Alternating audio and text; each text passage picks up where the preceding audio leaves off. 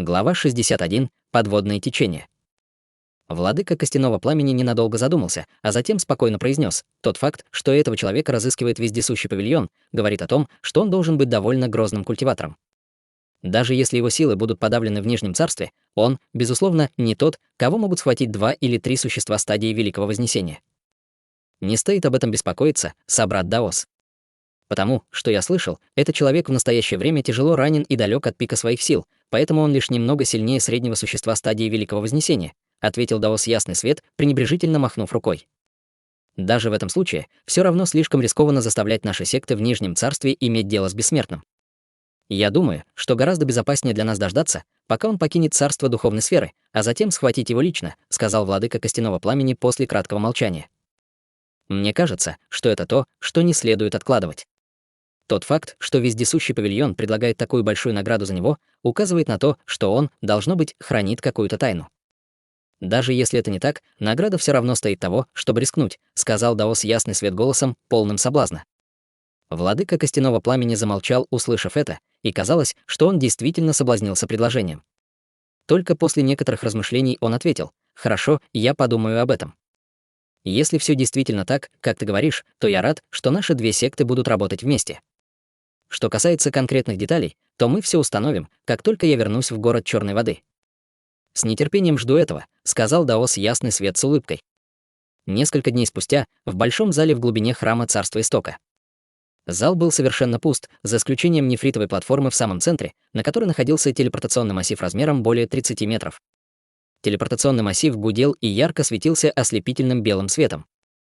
В этот момент Даос Закрытая Гора стоял перед массивом, бесстрастно наблюдая за ним, словно чего-то ожидая.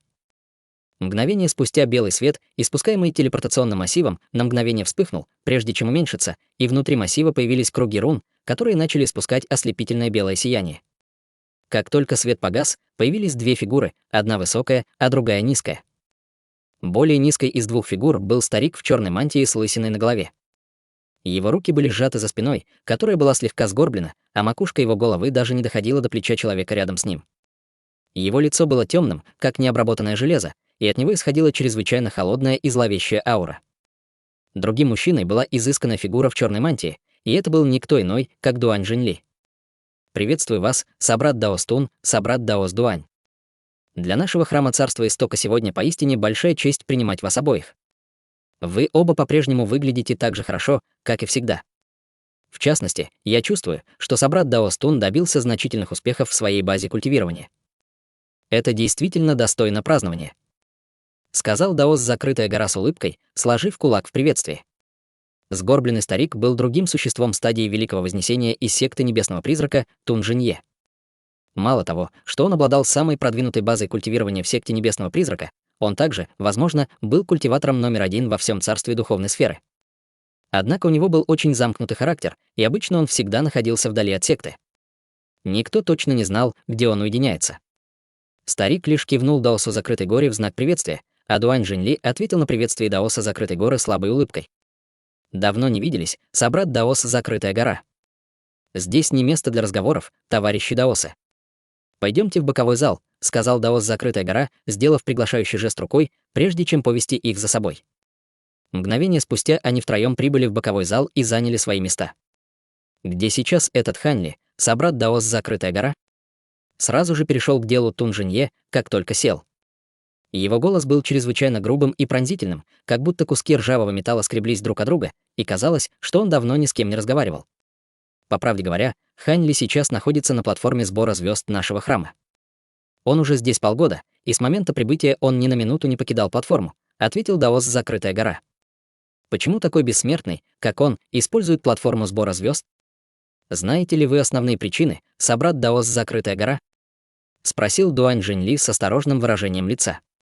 Я сам думал об этом, и я много ночей наблюдал за его культивацией издалека. Кроме того, я поручил культиватору стадии интеграции тела нашей секты постоянно находиться на платформе, чтобы следить за происходящим. Судя по состоянию его культивирования и тем явлениям, которые он вызывает, он, скорее всего, практикует какое-то особое искусство культивирования тела, ответил Даос Закрытая Гора после минутного размышления. Физическое тело этого человека и так невероятно сильное, и он также способен превращаться в истинных духов гигантской горной обезьяны и лазурной птицы Луань, используя какую-то странную секретную технику, но он все еще продолжает совершенствовать свое физическое тело. Может быть, он небесный бессмертный, который сбежал в наше царство духовной сферы? Предположил Дуань Жиньли, слегка нахмурив брови. Возможно. Согласно тому, что мне сказал патриарх Ясный Свет, он был тяжело ранен и потерял свое бессмертное тело. Теперь, когда он находится в Нижнем Царстве, его силы также будут сильно подавлены, поэтому в данный момент его можно считать только ложным бессмертным, сказал Даос Закрытая гора. Даже ложный бессмертный все равно намного превосходит среднее существо стадии Великого Вознесения. Всегда лучше перестраховаться, сказал Тун Жинье осторожным голосом. Я полностью согласен, собрат Даос Тун. Это чрезвычайно важный вопрос, и нам нужно разработать тщательную стратегию, поэтому я сегодня пригласил вас обоих, сказал Даос Закрытая гора, серьезно кивая. Это твоя территория, поэтому я уверен, что ты уже продумал, какая стратегия лучше всего подходит для этой операции. Пожалуйста, не стесняйтесь и расскажите нам, что вы думаете, сказал Тун Жинье, повернувшись к Даосу Закрытой горе со значительным выражением лица. Хе-хе, у меня действительно есть некоторые идеи, но мне понадобится ваша экспертная помощь, скромно усмехнулся Даос Закрытая гора. В ту ночь. Под ночным небом весь храм Царства Истока был окутан тишиной и тьмой, но вершина 9 дворцов все еще была яркой, как день. 6 огромных столбов света спускались с звездного неба, и белый свет непрерывно мигал, прежде чем постепенно распадаться на пятнышки серебряного света. Серебряный туман света пронизывал всю платформу сбора звезд. На верхнем уровне платформы Хань Ли сидел, скрестив ноги и закрыв глаза. Все его тело было ярко освещено, и по его коже струилось серебряное сияние. Его четко очерченные мышцы также испускали металлический серебряный блеск, и казалось, что каждое волокно и сухожилие в его теле стали такими же твердыми, как очищенная стальная эссенция. На его груди и животе были 6 пятнышек синего света, которые особенно бросались в глаза даже среди всего серебряного и белого сияния. Как раз в этот момент из 6 существующих столбов света вырвались 6 столбов черного света, а затем превратились обратно в 6 черных зеркал размером с ладонь, прежде чем влететь в тело Хань Ли и исчезнуть в мгновение ока. Немного погодя, Хань Ли выдохнул и медленно открыл глаза. С помощью платформы сбора звезд и зеркал звездного света он наконец овладел 6-м уровнем искусства происхождения Большой Медведицы. «Теперь меня отделяет всего один шаг», — пробормотал Хань Ли себе под нос, а затем поднялся на ноги и сделал шаг вперед, после чего внезапно раздался оглушительный грохот. Вся платформа сбора звезд сильно содрогнулась, и Хань Ли невольно споткнулся. Его нога погрузилась прямо в каменную платформу, и половина его икры оказалась в ее поверхности. На его лице появилось смешанное выражение веселья и досады.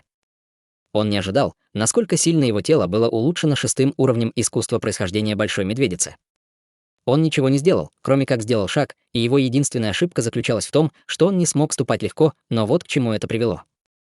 К счастью, на том участке платформы, куда он наступил, не было выгравировано никаких созвездий, поэтому никаких пагубных последствий для функционирования платформы не будет. Иначе он оказался бы в довольно неловком положении. Подумав об этом, он невольно слегка почесал нос. Старейшины храма Царства Истока вокруг платформы слегка вздрогнули, почувствовав сильные толчки, а затем единодушно повернулись к старику в коричневой мантии стадии интеграции тела. Старик осмотрел платформу, а затем передал свой голос 3 другим фигурам в коричневых мантиях. «Все в порядке, все хорошо». С тех пор, как Хань Ли пришел сюда, чтобы культивировать, старейшина стадии интеграции тела постепенно привык ко всему, что делал Хань Ли, и ему казалось, что его уже ничто не может удивить. Это был человек, который мог с невероятной легкостью и спокойствием культивировать под таким огромным количеством звездной энергии, на что он еще был не способен. Инструкция, которую он получил от верховного старейшины, заключалась лишь в том, чтобы постоянно следить за Хань Ли, но по возможности сводить к минимуму общение с ним. На платформе сбора звезд Хань Ли сделал глубокий вдох, а затем перевернул руку, чтобы создать серый щит длиной около 60 сантиметров.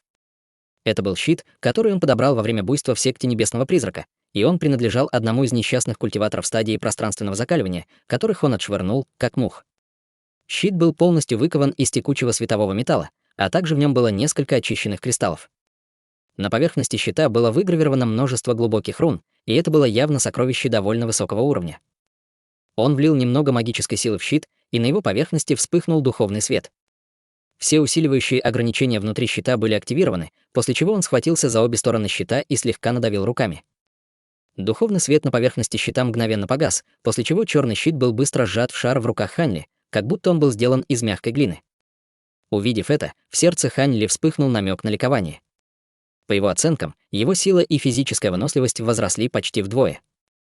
Он поднял голову, чтобы посмотреть на яркие звезды в небе, и волнение его сердца постепенно утихло, когда он снова сел на диаграмму созвездия Большой Медведицы, а затем закрыл глаза, чтобы медитировать. Примерно через 2 часа Хань Ли сложил ручную печать и начал читать заклинание для 7-го уровня искусства происхождения Большой Медведицы. Большая медведица в небе мгновенно начала ярко светиться, но в отличие от всех окружающих ее звезд, она испускала синевато-серебряное сияние, которое беспорядочно колебалось по яркости. На этот раз с ночного неба обрушились 7 невероятно толстых столбов серебряного света, прежде чем ударить по платформе сбора звезд. Все диаграммы созвездий, выгравированные на платформе, мгновенно начали светиться ослепительным серебряным сиянием. Издалека казалось, что вся платформа была облита расплавленным серебром. Внезапно раздался оглушительный грохот, и вся горная вершина сильно содрогнулась. Обширное пространство серебряного света охватило эту область, когда над платформой появился серебряный вихрь света, который был в 10 раз мощнее предыдущего. Защитный световой барьер, который ранее висел над платформой сбора звезд, был сметен невероятно сильной звездной энергией, и он мгновенно разорвался в клочья, прежде чем рассеяться на пятнышке золотого света. 4 старейшины, охранявшие платформу, были совершенно застигнуты врасплох и поражены ударными волнами, исходящими от вихря, и 3 старейшин стадии пространственного закаливания были мгновенно отправлены в полет. К счастью, старейшина стадии интеграции тела смог очень быстро среагировать, одновременно призвав несколько защитных сокровищ, чтобы едва выдержать извержение звездной энергии. Даже в этом случае его отбросило на расстояние более 300 метров, и он тут же устремил изумленный взгляд на вершину пика 9 дворцов.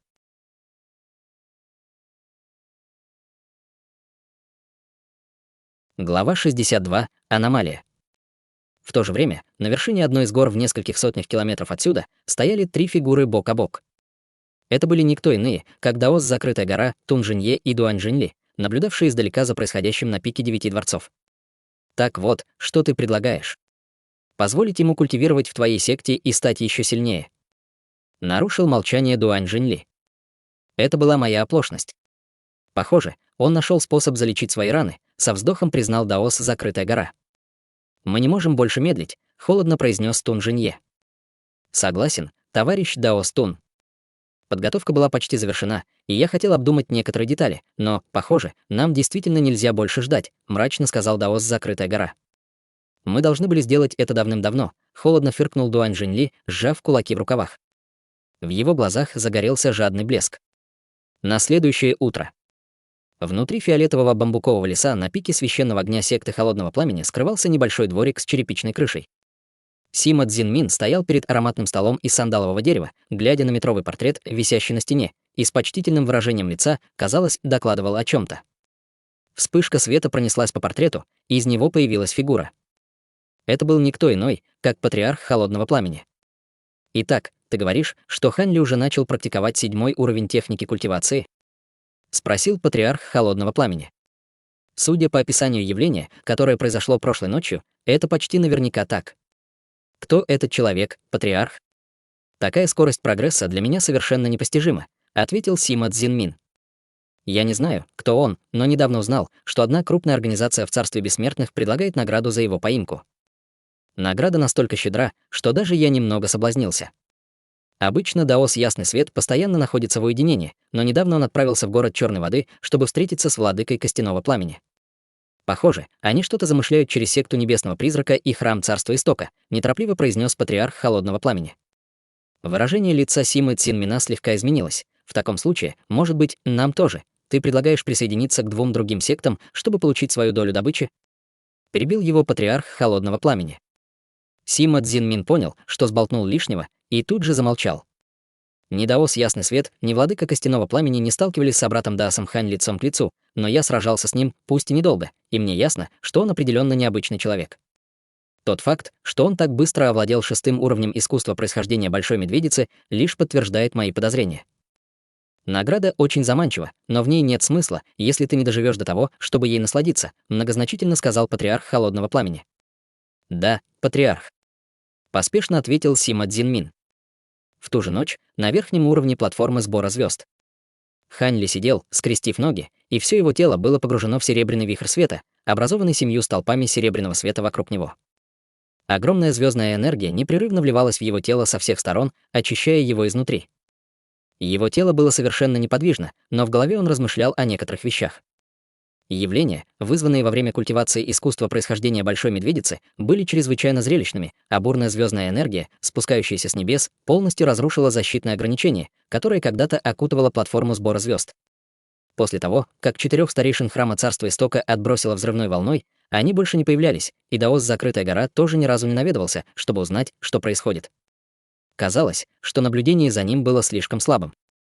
Это не вызывало тревоги, но в последнее время он чувствовал, как все культиваторы храма Царства Истока в радиусе около 100 километров от платформы сбора звезд один за другим покидают свои пещеры, и никто из них не возвращается. Поначалу он не придавал этому особого значения. В конце концов, для членов секты было обычным делом отправляться в долгие путешествия или на длительные задания. Однако, когда эта ситуация продолжалась около полумесяца, она, наконец, привлекла его внимание, и в его сердце зародилось легкое беспокойство.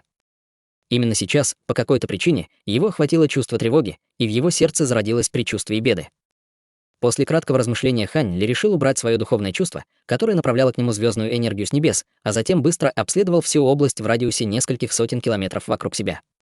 Именно в этот момент все пространство над ним внезапно размылось, после чего появилась чрезвычайно толстая и длинная белая трещина. Словно все небо разорвалось пополам, представляя собой чрезвычайно необычное зрелище. Бесчисленные серебряные руны вырвались из трещины в бешеном потоке, и казалось, что им нет конца. Как только руны появлялись, они тут же начинали вращаться на месте, а затем взрывались шарами серебряного света, которые заполняли практически все небо. Серебряный свет сливался воедино, образуя огромную серебряную луну, излучающую ослепительный свет, полностью затмевающий все окружающие звезды и делающий их незначительными. Все это произошло в мгновение ока, и в тот миг, когда гигантская серебряная луна приняла свою форму, весь звездный свет, льющийся с небес, полностью исчез. Увидев это, Хань Ли тут же отлетел назад, в мгновение ока покинув пик 9 дворцов, а затем, сделав еще несколько рывков, оказался на расстоянии более 10 километров. Именно в этот момент с горы, находившейся в нескольких десятках километров от пика 9 дворцов, раздался громкий грохот. На поверхности горы появилась огромная белая руна размером более 300 метров, и прямо в небо вырвался массивный столб белого света. Почти в тот же момент другая гора в другом направлении также сильно задрожала, выпустив огромный столб зеленого света. Та же последовательность повторилась в общей сложности 8 раз, и на каждой из 8 совершенно непримечательных гор вокруг пика 9 дворцов появились гигантские руны и огромные столбы света. Каждый столб света отличался по цвету от всех остальных, и вокруг них появлялись бесчисленные руны, которые быстро соединялись друг с другом, образуя в мгновение ока гигантский световой барьер. Пик 9 дворцов находился в центре светового барьера, который охватывал всю область в радиусе более 50 километров вокруг пика. Бесчисленные руны разных цветов непрерывно струились по световому барьеру, и даже с очень большого расстояния можно было ощутить удивительные колебания духовной энергии, исходящие от него. Где-то в области, охваченной световым барьером, Хань Ли остановился с мрачным выражением лица. Он не знал, что замышляет храм Царства Истока, но, похоже, они, в конце концов, решили напасть на него. Он окинул взглядом окрестности, и в его глазах появился слой синего света, после чего он слегка нахмурился. Гигантское ограничение было гораздо глубже, чем массив, образованный колоннами монарха Небесного Призрака в секте Небесного Призрака, и даже он не смог сразу обнаружить в нем какие-либо слабые места. Он тут же взмыл в воздух без каких-либо колебаний, в мгновение ока оказавшись перед световым барьером. На его груди и животе появились 6 пятнышек синего света, после чего он нанес жестокий удар по световому барьеру перед собой. Раздался оглушительный грохот, и поверхность светового барьера сильно задрожала и замерцала. Появилось огромное углубление в форме кулака, и бесчисленные пятицветные руны со всех сторон сошлись к углублению, быстро восстанавливая причиненный ущерб со скоростью, различимой даже невооруженным глазом. Прежде чем световой барьер успел полностью восстановиться, еще один удар пришел на то же самое углубление, и весь световой барьер начал сильно дрожать, как будто вот-вот рухнет. Однако, как только Хань Ли в третий раз поднял кулак, гигантская серебряная луна в небе внезапно значительно посветлела, изливая безграничное серебряное сияние, перемежающееся с бесчисленными серебряными рунами.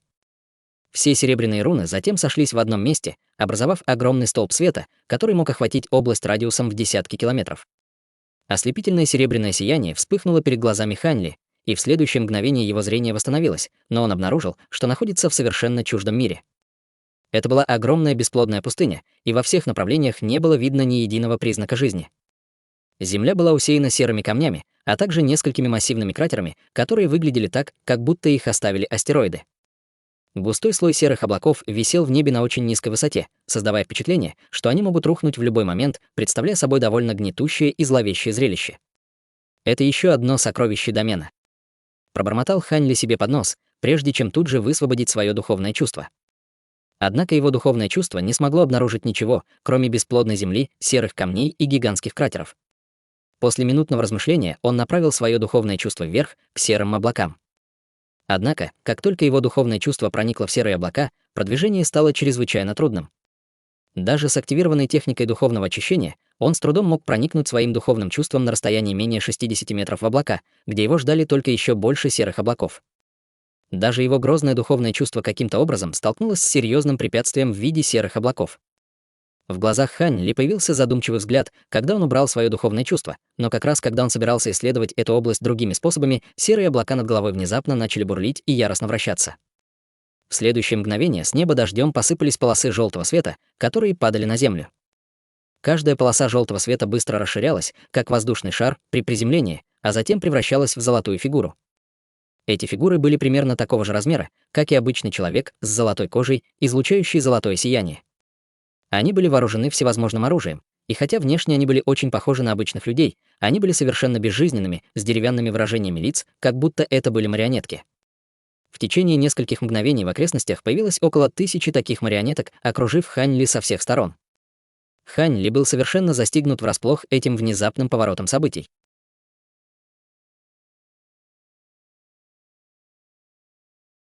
Глава 63. Создание армии из бобов. Золотые марионетки были чрезвычайно проворными и владели разнообразным оружием — мечами, копьями, топорами и булавами. Как только они приземлились, некоторые из них тут же взмыли в воздух, паря в небе, словно огромные золотые птицы, в то время как другие мчались по земле, заставляя ее содрогаться и сильно трястись. В мгновение эка бесчисленные золотые марионетки устремились к Хань Ли со всех сторон, представляя собой грозное зрелище. Хань Ли стоял совершенно неподвижно на месте, спокойно оглядывая окрестности. В следующее мгновение первая золотая марионетка достигла его и выставила копье вперед, выпустив серию копийных снарядов, которые с визгом пронеслись по воздуху, устремившись прямо к Хань Ли. Вместо того, чтобы отступить от атаки, он двинулся навстречу приближающимся копийным снарядам, а затем молниеносно протянул одну руку, чтобы схватить копье. По его руке прокатилась волна огромной силы, заставив его слегка покачнуться, и хотя он смог мгновенно устоять на ногах, он все же не мог не удивиться силе золотого воина. Он потянул копье на себя, заставив вооруженную копьем золотую марионетку споткнуться вперед, а затем нанес удар кулаком другой рукой. Копье выскользнуло из рук золотой марионетки, отлетело назад и с грохотом врезалось в армию золотых марионеток позади нее, сбив с ног десятки своих товарищей подряд, прежде чем, наконец, остановиться. Однако золотая марионетка тут же вскочила на ноги, но на ее груди остался очень четкий отпечаток кулака. После того, как она выдержала этот удар, ее движения стали немного медленнее и вилее, но она продолжила атаковать Хань Ли вместе со всеми остальными золотыми марионетками. Хань Ли небрежно швырнул копье в руки назад, отбросив несколько золотых марионеток, а затем обернулся как раз вовремя, чтобы увидеть, как упавшая золотая марионетка снова встает на ноги, и его зрачки слегка сузились от удивления. Он вложил в этот удар 50% своей силы, и он был бы способен разрушить целую гору, но не смог убить даже одну из этих золотых марионеток. К этому моменту все золотые марионетки уже окружили Хань Ли, и он холодно фыркнул, быстро перемещаясь по воздуху, оставляя за собой след остаточных образов и нанося удары кулаками. Появились бесчисленные проекции кулаков, которые разлетелись во все стороны, и золотые марионетки одна за другой отлетали в разные стороны. Все золотые марионетки, в которых попали удары, получили глубокие вмятины от кулаков на груди, прежде чем врезаться в марионеток позади них, сбивая по несколько десятков за раз. В результате импульс атаки был остановлен.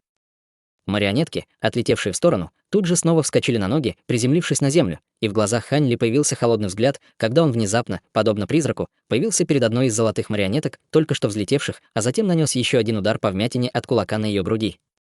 Золотая марионетка содрогнулась, и по ее телу пошли трещины. Из трещин просочились лучи желтого света, после чего марионетка взорвалась, рассыпавшись в облако желтого тумана.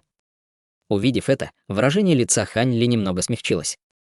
Эти золотые марионетки обладали чрезвычайно прочными телами, но они не были неуязвимыми. Окружающие золотые марионетки продолжали атаковать Хань Ли со всех сторон. В ответ Хань Ли сделал глубокий вдох, и на его груди и животе появились 6 пятнышек синего света. Его тело резко увеличилось в размерах, и он начал свою контратаку. Раздалась серия глухих ударов, когда 7 или 8 ближайших к нему золотых марионеток отлетели назад, прежде чем взорваться.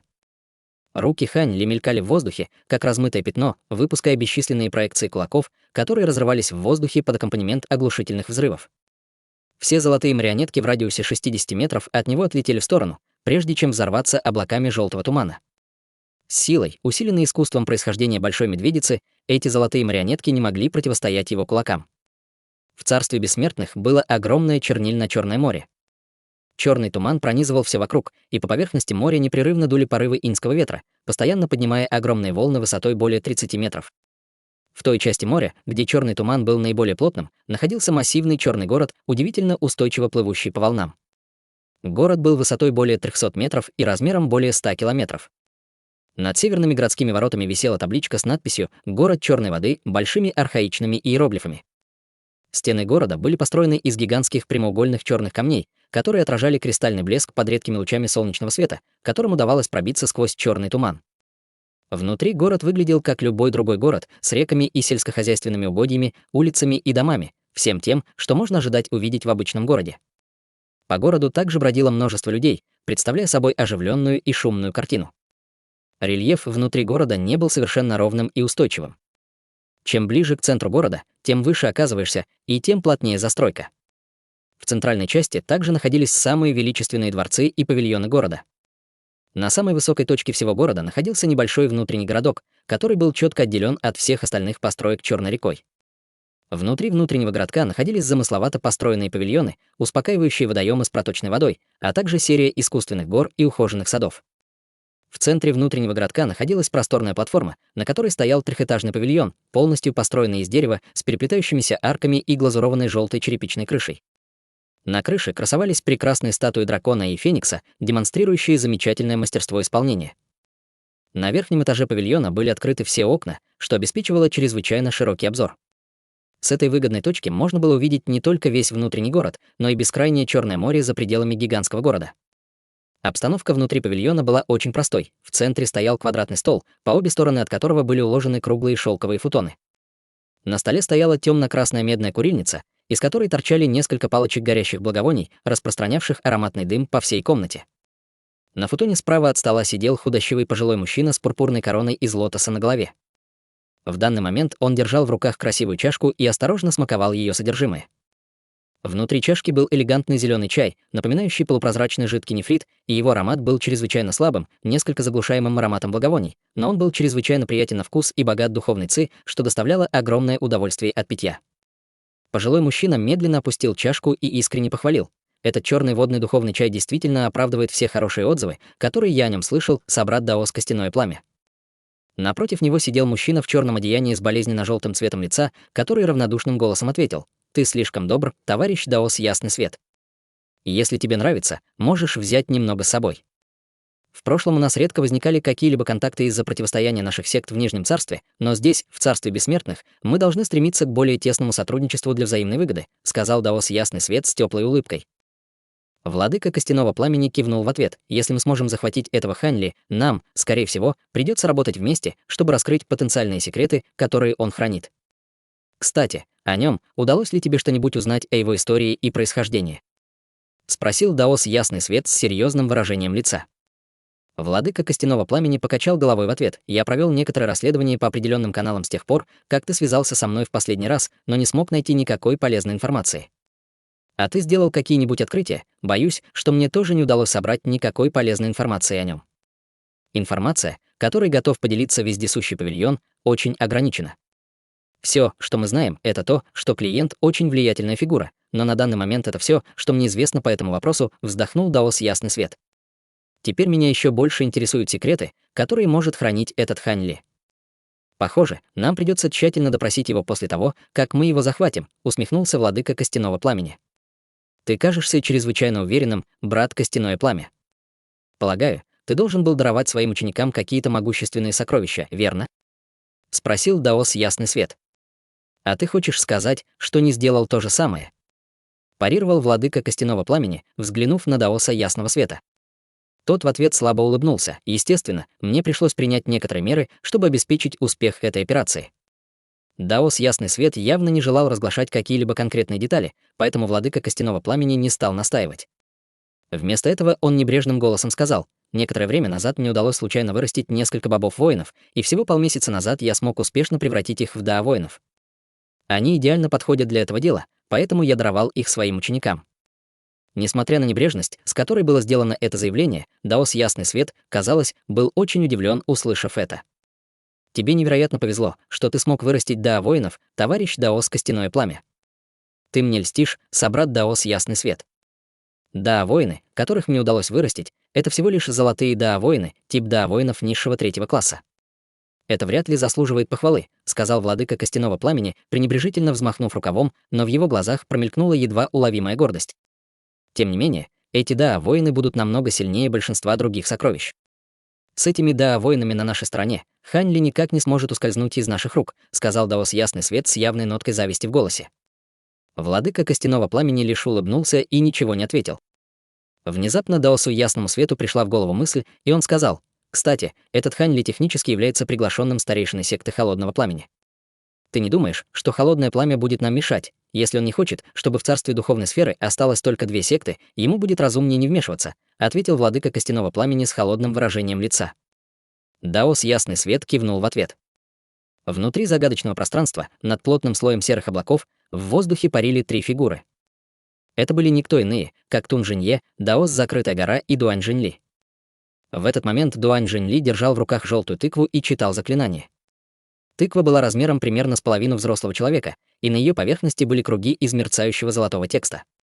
Вокруг отверстия тыквы парили ряды золотых рун, похожих на текст, излучая эфирную ауру. Когда зазвучало его заклинание, вокруг отверстия тыквы закружился поток золотого света, и изнутри вылетела серия желтых предметов, похожих на бобы, которые спустились с неба. Как только эти бобы соприкоснулись с серыми облаками, в облаках тут же появились крошечные вихри, которые в мгновение ока поглотили желтые бобы. Это искусство выращивания армии из бобов? Не думал, что твоя секта способна применить такое легендарное искусство бессмертных. Воскликнул Даос Закрытая гора, с завистью глядя на желтую тыкву в руках Дуань Жиньли. Ты, конечно, очень осведомлен, собрат Даос Закрытая гора. По правде говоря, эта секретная техника бессмертных намного превосходит все, чем я могу владеть. Я способен призывать этих Даа-воинов только с помощью этого сокровища бессмертных, дарованного мне патриархом нашей секты, равнодушно ответил Тун Жинье.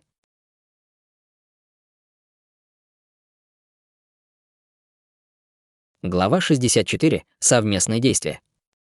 Понятно.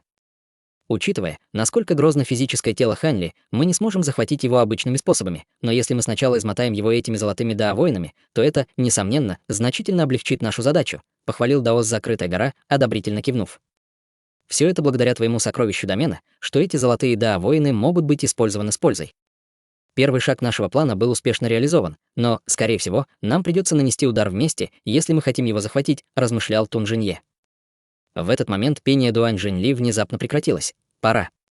Товарищ Даос Закрытая гора, можешь показать нам, что там происходит? Даос Закрытая гора кивнул в ответ, а затем поднял руку, выпустив поток серебряного света, внутри которого находился серебряный шарик размером с яйцо. Шарик на мгновение закружился в воздухе, а затем расположился перед троицей, где взорвался облаком серебряного тумана, который образовал серебряное зеркало размером около 20 метров. Поверхность зеркала на мгновение размылась, после чего появилось четкое изображение. Троица с живым интересом осмотрела изображение, но их выражения лиц мгновенно резко изменились в ответ на увиденное. На изображение один за другим с небес спускались золотые воины, которые со всех сторон устремлялись к высокому и широкоплечему молодому человеку. Однако молодой человек с легкостью пробирался сквозь полчища золотых воинов, выпуская непрерывный поток проекций кулаков. Все золотые воины вокруг него при контакте с проекциями кулаков тут же отлетали в сторону, а затем взрывались вспышками желтого света, и ни один из них не мог приблизиться к молодому человеку ближе, чем на 30 метров. Всего за несколько секунд было уничтожено 7 или 8 золотых воинов. Молодой человек сохранял спокойное выражение лица, а его движения были плавными и неторопливыми, как будто ему совсем не стоило труда сокрушать этих Даа-воинов. В этот момент поверхность серебряного зеркала слегка искривилась, а затем снова распалась на большое облако серебряного тумана. Как такое возможно? Воскликнул Дуань Жиньли с изумленным выражением лица. Эти золотые Даа-воины не знают никаких секретных техник или искусств культивации, но все они обладают физическими телами, сравнимыми по силе с высокоуровневыми культиваторами тела. Даже если бы кто-то из нас оказался в окружении такой большой армии, мы бы оказались в очень затруднительном положении, а он способен с легкостью с ними справляться. Похоже, мы все еще недооценили его, сказал Тун Жинье, слегка нахмурившись. Может быть, он уже оправился от своих травм? С беспокойством предположил Даос Закрытая гора.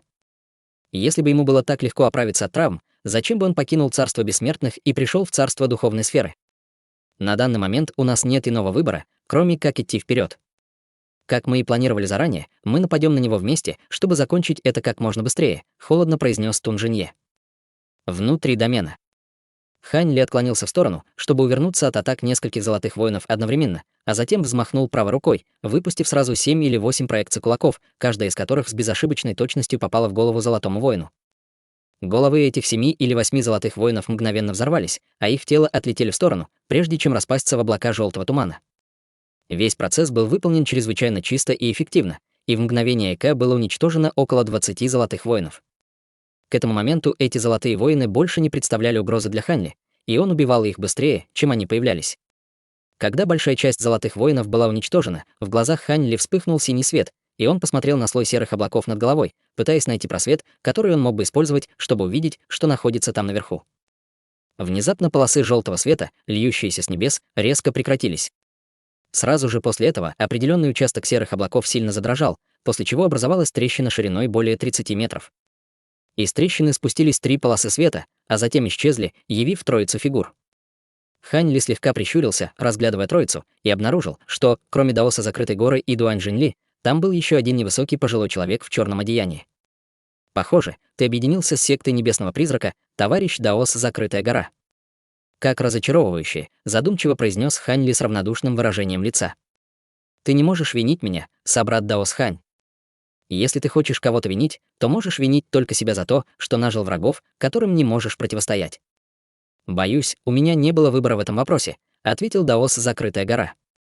Услышав это, Хань Ли пришла в голову одна мысль, и его выражение лица осталось неизменным, когда он перевел взгляд на Дуань Жиньли. Не думал, что ты сможешь привлечь на свою сторону еще 2 существ в стадии Великого Вознесения, товарищ даос Дуань. С твоими силами ты стоишь на самой вершине царства духовной сферы. Если бы это было только ради тех 50 килограммов камня рассвета Инь, наша секта небесного призрака ни за что не стала бы преследовать тебя, сказал пожилой человек в черном одеянии с серьезным выражением лица. Если я не ошибаюсь, то ты должен быть культиватором номер 1 секты небесного призрака, товарищ Даос Тун, верно? Кого же я такого обидел, что все 3 вас пришли за мной? Спросил Хань Ли, глядя на пожилого человека. Если ты пытаешься выиграть время, то боюсь, что тебя ждет горькое разочарование, собрат Даос Хань. Как только голос Тун Жинье затих, он тут же выпустил из рукава старинную серую книгу, а затем указал на нее пальцем. Книга зашуршала, ее страницы быстро переворачивались одна за другой, испуская вспышки серого света, который мгновенно превратился в серию странных птиц с призрачными головами, телами орлов и хвостами скорпионов. Каждая из них была размером около 20 метров, и несколько десятков их появились в мгновение ока, прежде чем расправить крылья и закружить высоко в небе. «Прошу прощения за вторжение, собрат Даос Хань», сказал даос закрытая гора, подняв руку и выпустив светло-голубое сокровище в виде тарелки, которое в мгновение ока исчезло в серых облаках над головой. Сразу же после этого он вытянул палец и указал им в небо, и плотный слой облаков тут же забурлил, загрохотав оглушительными раскатами грома. В облаках начали сверкать толстые серые молнии, представляя собой чрезвычайно устрашающее зрелище.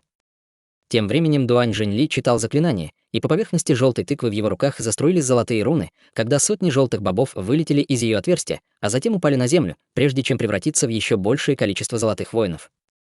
Все 3 пришли в движение одновременно, как будто заранее спланировали это. Хань Ли продолжал выпускать проекции кулаков, его взгляд упал на желтую тыкву, и в его глазах промелькнул интерес, когда он быстро понял, что это источник всех золотых воинов.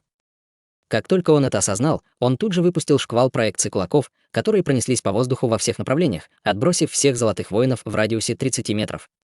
Сразу же после этого он подпрыгнул в воздух и полетел в сторону Дуань Жиньли.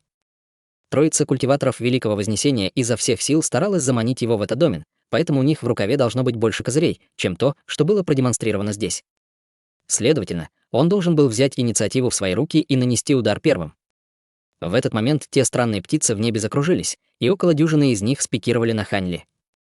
В то же время все они выставили свои скорпионьи хвосты в сторону Хань Ли, выпустив бесчисленные тонкие черные нити, которые обрушились свирепым штормом, охватив большую область вокруг Хань Ли. Увидев это, Хань Ли полетел по диагонали в воздухе, оставляя за собой след остаточных образов, уклоняясь от всех тонких черных нитей. Однако, как только он восстановил равновесие, прежде чем уничтожить пару ближайших золотых воинов, еще несколько странных птиц спикировали на него сверху. Почти в тот же самый момент раздался оглушительный раскат грома, и с неба с сокрушительной силой обрушилась толстая серая молния. Брови Хань Ли слегка нахмурились, когда его тело вспыхнуло золотым светом, и на его коже мгновенно появились бесчисленные золотые чешуйки, когда он нанес еще один удар вверх. Раздался оглушительный взрыв, когда серая молния взорвалась, и хотя кулак Хань Ли остался совершенно невредимым, он был отброшен назад от удара. Сразу же после этого раздался звонкий ляск, когда тонкие черные нити, выпущенные скорпионьими хвостами странных птиц, упали на его золотые чешуйки, но не смогли оставить даже малейших следов. После выпуска шквала атак одна из странных птиц была поражена золотым воином, которого Хань Ли метнул вверх, прежде чем она успела улететь, и она тут же почувствовала, как в ее тело врезалась огромная сила, заставив ее издать мучительный крик, прежде чем она распалась вместе с золотым воином. Сразу же после этого раздалась серия оглушительных раскатов грома, когда одна за другой обрушивались серые молнии, разрывая окружающее пространство с внушающей благоговение силой. В то же время странные птицы, кружившие в небе, также неустанно атаковали. Хань Ли непредсказуемо мелькал в воздухе, нанося удары, чтобы рассеять молнии, от которых он не мог увернуться, а также время от времени сбивая одну или две странные птицы, и казалось, что он может довольно легко противостоять им. Однако в результате этого он не мог в ближайшее время атаковать Дуань Жинли. Из тыквы вылетало все больше и больше желтых бобов, и он не мог уничтожать их так же быстро, поскольку его отвлекали все эти другие атаки, поэтому количество золотых воинов вокруг него постоянно увеличивалось. Не успел он оглянуться, как в этом районе уже было около 3-4 тысяч золотых воинов. Что его еще больше беспокоило, так это то, что большинство золотых воинов не спешили атаковать его. Вместо этого они бросались от него прочь, а затем резко останавливались, выстраиваясь в то, что казалось определенной формацией. Они формируют ограничения, подумал про себя Хань Ли, и его зрачки слегка сузились.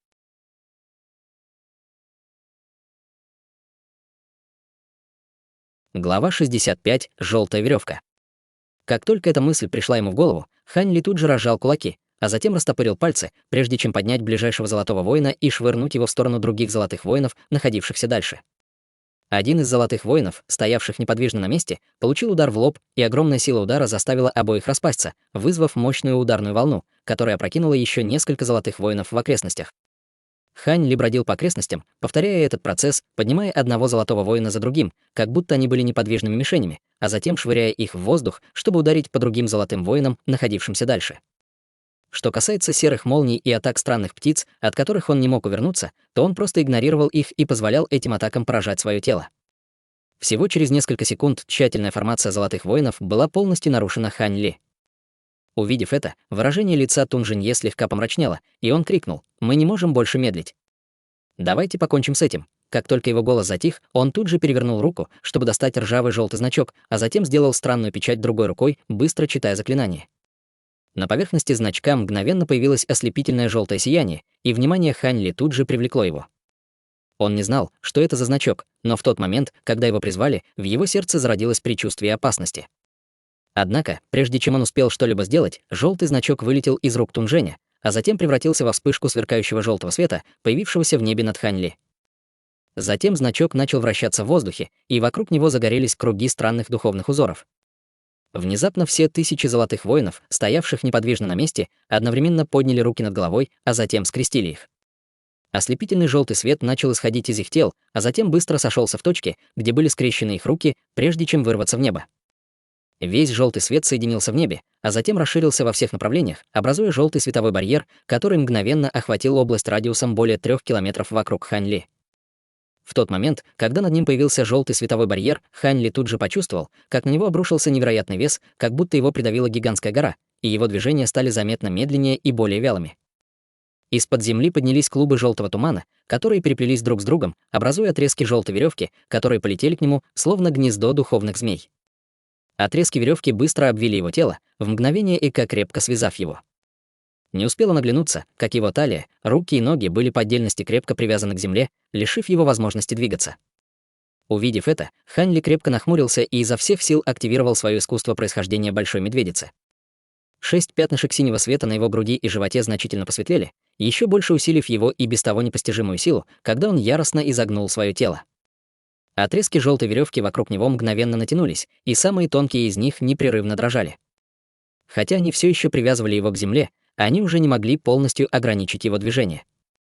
В то же время желтая тыква, которую держал Дуань Жинли, уже взлетела в воздух над его головой, где повисла в воздухе совершенно неподвижно. Дуань Жинли открыл рот и выпустил на тыкву несколько шариков кровяной эссенции, а затем начал читать заклинание. С поверхности тыквы над головой вспыхнул ярко-желтый свет, и она быстро раздулась до размеров дома. Золотые руны, парящие вокруг отверстия тыквы, также резко увеличились в размерах, испуская ослепительное золотое сияние. Бесчисленные желтые бобы вырвались из тыквы в бешеном потоке, подобно потоку воды, хлынувшему через разрушенные шлюзы. Вновь появившиеся золотые воины все бросились на определенные позиции, прежде чем также поднять руки над головой и скрестить их, выпустив вспышки ослепительного желтого света, который слился с желтым световым барьером наверху. Хань Ли крепко сжал кулаки, и, хотя он был связан желтой веревкой, он все еще мог наносить несколько ударов, чтобы уничтожить нескольких золотых воинов и странных птиц вокруг себя, но его движения становились все медленнее и медленнее. Казалось, что с появлением каждого нового золотого воина световой барьер над головой становился все более плотным, а из земли поднималось все больше желтого тумана. С увеличением количества желтого тумана, поднимающегося вокруг Хань Ли, веревки, связывающие его с землей, также становились все прочнее. Его тело казалось невероятно тяжелым, как будто на его руки давили несколько гор, что затрудняло дальнейшее нанесение ударов. Желтые веревки также постоянно сжимались с все большей и большей силой, все больше ограничивая его движение. Внезапно его тело вспыхнуло золотым светом, из его кожи выросли пряди золотого меха, когда он в мгновение превратился в гигантскую золотую обезьяну, резко увеличившись в размерах. Он снова применил свои 12 пробуждающих трансформаций, чтобы принять форму гигантской золотой обезьяны. Тун Жинье и Даос Закрытая гора слегка вздрогнули, увидев гигантскую обезьяну, в которую внезапно превратился Хань Ли. Хотя они уже знали от Дуань Жинли, что Хань Ли владеет такой секретной техникой трансформации, они все еще были ошеломлены огромной аурой, которую Хань Ли излучал в этой форме. «Чего ты ждешь, товарищ Даос Закрытая гора?» — крикнул Тун Жинье, убирая старинную книгу перед собой, а затем полностью сосредоточив свое внимание на управлении массивом внизу. Даос Закрытая гора тут же пришел в себя, и на его лице появилось мрачное выражение, когда он начал читать заклинание, быстро делая серию ручных печатей. Бесчисленные странные золотые руны мгновенно вырвались из его тела в бешеном потоке, за которым последовал слой ослепительного золотого света.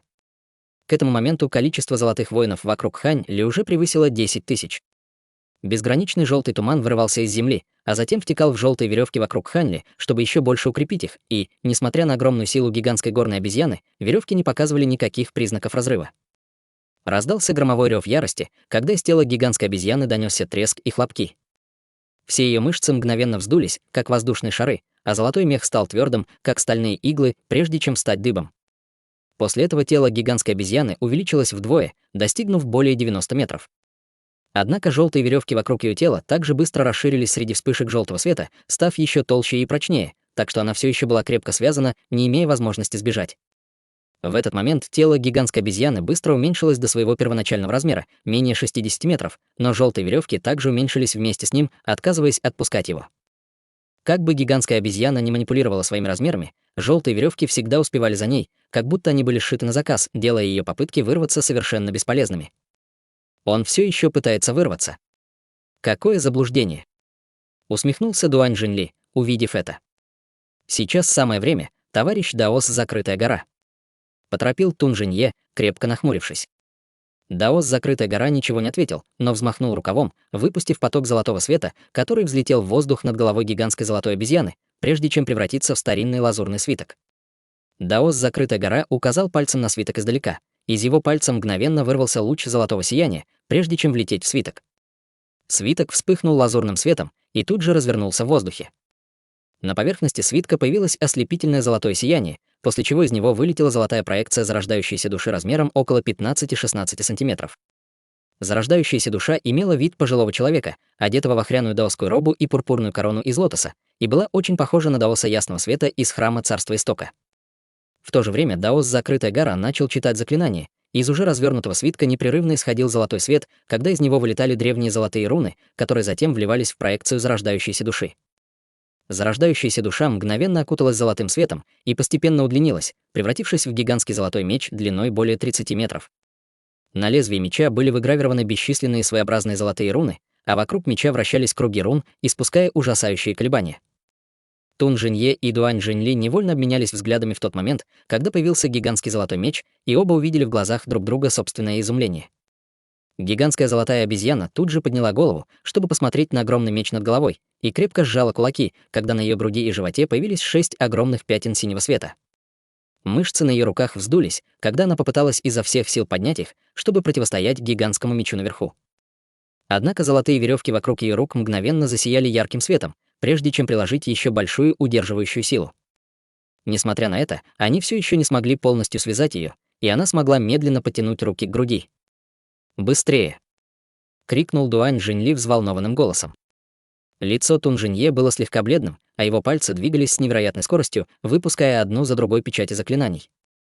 Желтый значок в воздухе мгновенно начал вращаться с гораздо большей скоростью, чем раньше, и ярко-желтый свет также исходил от тел всех золотых воинов внизу, в то время как из земли поднималось еще больше желтого тумана. В результате желтые веревки вокруг гигантской золотой обезьяны сжались вокруг нее с еще большей силой. Гигантская обезьяна вздрогнула, и ее руки тут же отбросило назад к бокам. В этот момент даос «Закрытая гора» наконец завершил свое заклинание, и с победным ревом гигантский золотой меч в небе рухнул вниз прямо на голову золотой обезьяны огромной полосой золотого света. Гигантский меч с грохотом пронесся по воздуху, разрывая пространство под собой, оставляя за собой бесчисленные тонкие серые трещины, которые испускали мощные пространственные колебания. Область, охваченная мечом, начала мерцать и деформироваться, становясь чрезвычайно размытой и нечеткой. Даже облака наверху деформировались и смещались, и ни одна из странных птиц, круживших в небе, не смогла вовремя увернуться, издавая мучительные крики, когда их тела мгновенно распадались в ничто. Тем временем гигантская золотая обезьяна была полностью связана желтыми веревками, что превращало ее в не более чем огромную неподвижную мишень. В этой ужасной ситуации гигантская обезьяна внезапно подняла голову и издала громовой рев. Из всего ее тела вырвалось сверкающее золотое сияние, и на ее коже появились бесчисленные золотые чешуйки, в то время как на ее голове появился один лазурный рог. В тот момент, когда на нее опустился гигантский меч, золотая обезьяна слегка запрокинула голову назад, чтобы рог оказался в наилучшем положении для противостояния гигантскому мечу. Раздался оглушительный грохот, когда острие гигантского золотого меча с силой врезалось в лазурный рог на голове золотой обезьяны, после чего весь золотой свет, исходящий от меча, мгновенно разбился, прежде чем рассеяться в воздухе бесчисленными золотыми искрами. Все окружающее пространство сильно задрожало, когда вокруг гигантского меча появились десятки серых трещин, а затем в мгновение ика исчезли. Все золотые воины в радиусе 300 метров вокруг гигантской обезьяны также взорвались. Среди ливня ослепительного золотого света золотой меч сильно задрожал, прежде чем согнуться под невозможным углом, после чего его отбросило назад в воздух.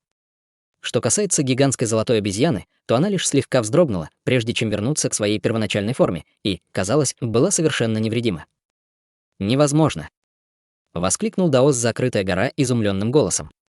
Тун Жинье и Дуань Жиньли тоже смотрели на это, слегка приоткрыв рты от изумления.